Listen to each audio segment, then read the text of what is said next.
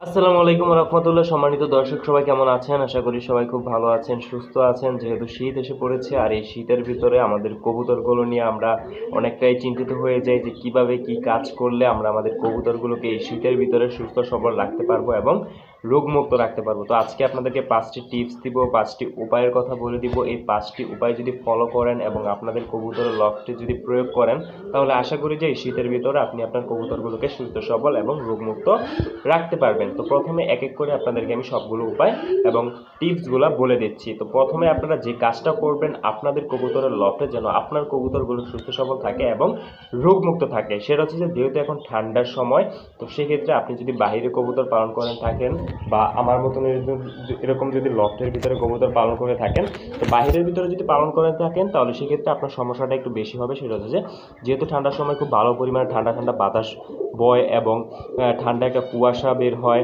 এবং শীতের যে আবাসটা এটা কবুতরের শরীরে এসে লাগে। তো সেক্ষেত্রে বর্তমান সময়ে আপনার লফটাকে এরকমভাবে ঢেকে দিতে হবে যেন কবুতরের শরীরে সরাসরি ঠান্ডা বাতাস এসে না লাগতে পারে।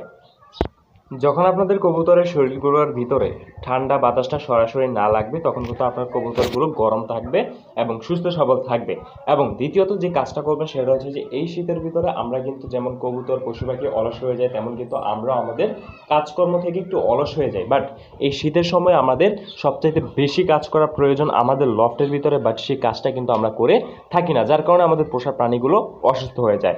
সেটা হচ্ছে যে এই শীতের ভিতরে আপনাদের লফটটাকে ভালোভাবে পরিষ্কার পরিচ্ছন্ন রাখতে হবে। কারণ কি, শীতের ভিতরে কবুতরের রোগ প্রতিরোধ ক্ষমতা কমে যায়, যার কারণে দেখা যায় যে কবুতর একটু সমস্যা হলে অসুস্থ হয়ে পড়ে। তো সেক্ষেত্রে অবশ্যই আপনাদের লফটের যে ট্রেগুলো আছে, আপনি যদি আমার মতন এরকম খাঁচায় কবুতর পালন করে থাকেন, তাহলে লফটের যে ট্রেগুলো আছে ট্রেগুলো পরিষ্কার পরিচ্ছন্ন রাখবেন। এবং আপনি যদি কবুতরগুলোকে ছেড়ে পালন করেন, তাহলে আপনার কবুতরগুলোকে আর কি আপনাদের যে বাসস্থানটা আছে, যে ঘরটা আছে, ঘরটা পরিষ্কার পরিচ্ছন্ন রাখার চেষ্টা করবেন। এবং 3 নম্বরে যে কাজটা করবেন সেটা হচ্ছে যে যেহেতু ঠান্ডা, সারা রাত কবুতরগুলো ঠান্ডার ভিতরে দিয়ে পার করার পরবর্তীতে আপনি যখন কবুতরগুলোকে সকালবেলা পানিটা খেতে দিবেন, এই পানিটা একটু কুসুম গরম পানি দেওয়ার চেষ্টা করবেন। তাহলে সারা রাতের যে ঠান্ডার যে ধকলটা কবুতরের ভিতর দিয়ে গেল, এই ঠান্ডার ধকলটা থেকে ওরা যখন গরম একটা পানি খাবে, তখন ওদের ভিতরটা আর কি একটু গরম হয়ে যাবে এবং কবুতরগুলো তরতাজা থাকবে। এবং 4 নম্বরে যে কাজটা করবেন সেটা হচ্ছে যে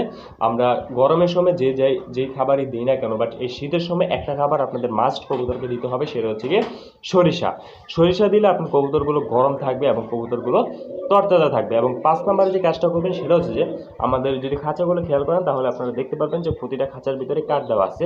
এই খাঁচার ভিতরে কাঠ দেওয়া নাই, এর কারণ আছে। তো এই যে কাঠগুলো আছে, এই কাঠগুলো অবশ্যই আপনাদেরকে দিতে হবে। তার কারণ হচ্ছে কি, আমরা যারা খাঁচায় কবুতর পালন করি তারা কিন্তু এই যে শীটগুলো আছে, এই যে লোহাগুলো আছে না, এগুলো কিন্তু রাত্রে, এই যে আমি ধরছি না, খুব ভালো পরিমাণ কিন্তু ঠান্ডা, সারা রাত্রের যে একটা ঠান্ডা যায়, এই ঠান্ডার কারণে দেখা যায় যে এই যে রডগুলো আছে এগুলো একবার ঠান্ডা বরফের মতন হয়ে থাকে। তো এই রডগুলোর ভিতরে যখন আপনার কোয়েল পাখিগুলো এইভাবে দাঁড়িয়ে থাকবে, তখন কিন্তু ওদের একটা ঠান্ডা লেগে যাওয়ার চান্স থাকে। তো সেই ক্ষেত্রে আপনি যখন কাঠগুলো দিবেন, তখন দেখবেন এইভাবে কবুতরগুলো কাঠের ভিতরে দাঁড়িয়ে আছে। তো এই যে 5টা টিপস আপনাদেরকে বললাম, 5টা উপায় আপনাদেরকে বললাম, এই উপায়গুলো যদি আপনি আপনার কবুতরের প্রতি প্রয়োগ করেন এবং আপনার লফটে প্রয়োগ করেন, তাহলে দেখতে পারবেন এই শীতের ভিতরে আপনি আপনার কবুতরগুলোকে সুস্থ সবল রাখতে পারছেন এবং রোগমুক্ত রাখতে পারছেন। এবং কবুতর বিষয়ক যদি আপনি কোনো কিছু জানতে চান, অবশ্যই নিচে কমেন্ট করে জানাবেন। আমি যতটুকু জানি ততটুকু আপনাদেরকে শেয়ার করার চেষ্টা করব। তো দেখা হবে পরবর্তী কোনো নতুন ভিডিওতে। আজকের জন্য আল্লাহ হাফিজ।